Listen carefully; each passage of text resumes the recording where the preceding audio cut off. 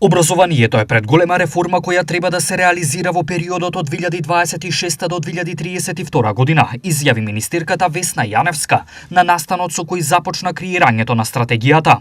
Еден исклучително важен документ кој треба да обезбеди континуитет во образовниот систем и образовниот процес во Македонија за да обезбеди повисок квалитет, рамноправен пристап на сите во образовниот систем, развивање на дигитални зелени вештини, стекнување на знаење, компетенции и вештини кои одговараат на пазарот на труд, но и на глобалните промени на образованието во светот. Што ветува и што вклучува стратегијата?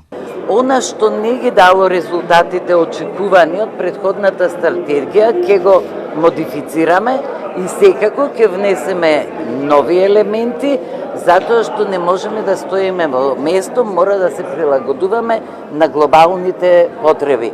Така да овој документ, како што на почетокот реков, треба да обезбеди еден континуитет во стекнување повисок квалитет во целото образование. Еден од проблемите е и малиот број на часови кај осмоделенците, кои на годишно ниво не го исполнуваат годишниот број на 900 часа како во европското образование. Мора да направиме едносменско работење во училиштата, дека мора да воведеме целодневна настава и подолг престој на учениците во училиштата.